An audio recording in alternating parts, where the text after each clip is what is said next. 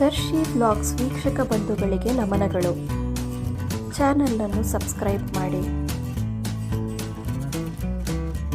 ಯಾವುದಕ್ಕೂ ಅಂಜಬಾರದು, ಆಗ ಅದ್ಭುತ ಕೆಲಸಗಳನ್ನು ಮಾಡಬಹುದು.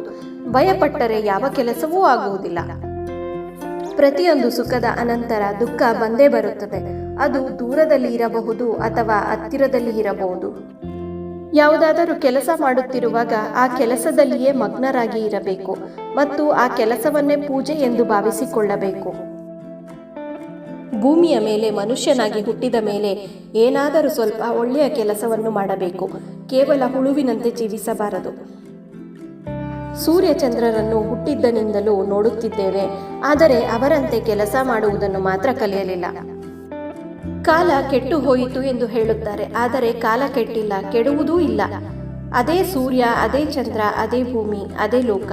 ಆದರೆ ಕೆಟ್ಟಿರುವುದು ಜನರ ನಡೆನುಡಿ. ಭೀತಿಯೇ ಪ್ರಪಂಚದ ಎಲ್ಲ ದುಃಖಗಳಿಗೂ ಮೂಲ ಕಾರಣ. ಭೀತಿ ಒಂದು ದೊಡ್ಡ ಮೂಢನಂಬಿಕೆ. ಆದ್ದರಿಂದ ಭೀತಿಯನ್ನು ಬಿಟ್ಟು ಬಿಡಬೇಕು. ತನಗೆ ಇಷ್ಟವಾದ ಕೆಲಸವನ್ನು ಎಂಥ ಮೂಢನೂ ಮಾಡಬಲ್ಲ, ಆದರೆ ಎಂಥ ಕೆಲಸವನ್ನಾದರೂ ತನಗೆ ಇಷ್ಟವಾಗುವಂತೆ ಮಾಡಿಕೊಳ್ಳುವವನೇ ಜಾಣ. ಯಾವ ಕೆಲಸವೂ ಕೀಳಲ್ಲ. ನಮಗಿಂದು ಬೇಕಾಗಿರುವುದು ಶಕ್ತಿ. ಶಕ್ತಿಯ ಎಲ್ಲ ವ್ಯಾಧಿಗೆ ದಿವ್ಯ ಔಷಧಿ. ಶ್ರೀಮಂತರ ದಬ್ಬಾಳಿಕೆಗೆ ತುತ್ತಾದಾಗ ಅಜ್ಞಾನಿಗಳಿಗೆ ಬೇಕಾಗಿರುವುದು ಶಕ್ತಿ ಸಂಜೀವಿನಿ. ಇತರೆ ಎಲ್ಲ ಪ್ರಾಣಿಗಳಿಗಿಂತ ಮಾನವನು ಶ್ರೇಷ್ಠ. ಮಾನವ ದೇವತೆಗಳಿಗಿಂತಲೂ ಮಿಗಿಲು. ಮಾನವನನ್ನು ಮೀರುವವರು ಯಾರೂ ಇಲ್ಲ.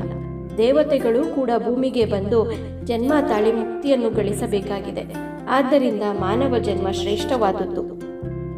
ಜ್ಞಾನವನ್ನು ಸಂಪಾದಿಸುವುದಕ್ಕೆ ಇರುವ ಮಾರ್ಗ ಒಂದೇ, ಏಕಾಗ್ರತೆ.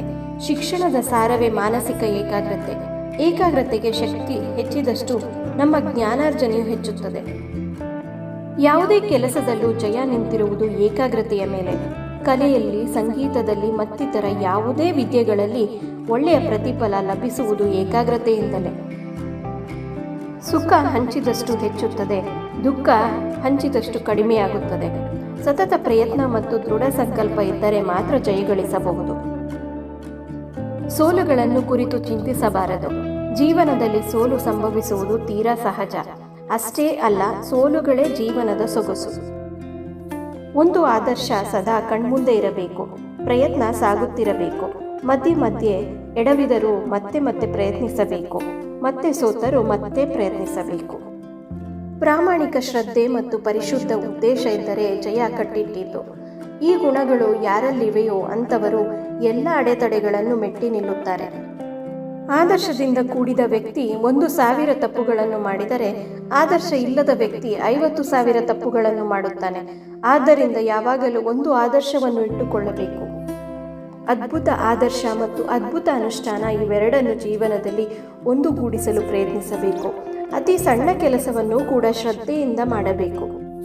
ಹೆಚ್ಚು ಏಕಾಗ್ರತೆ ಇದ್ದಷ್ಟು ಜ್ಞಾನಾರ್ಜನೆ ಆಗುವುದು. ಯಾವ ಕೆಲಸವಾದರೂ ಆಗಲಿ, ಹೆಚ್ಚು ಏಕಾಗ್ರತೆ ಇದ್ದಷ್ಟು ಚೆನ್ನಾಗಿ ಆ ಕೆಲಸವನ್ನು ಮಾಡಬಹುದು.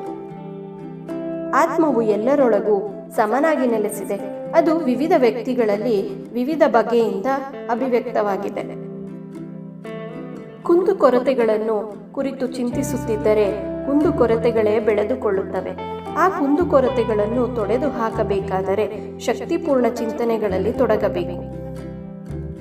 ಈ ನನ್ನ ಪ್ರಯತ್ನ ಇಷ್ಟವಾದಲ್ಲಿ ದಯವಿಟ್ಟು ಲೈಕ್, ಶೇರ್, ಕಮೆಂಟ್ ಮತ್ತು ಸಬ್ಸ್ಕ್ರೈಬ್ ಮಾಡಿ.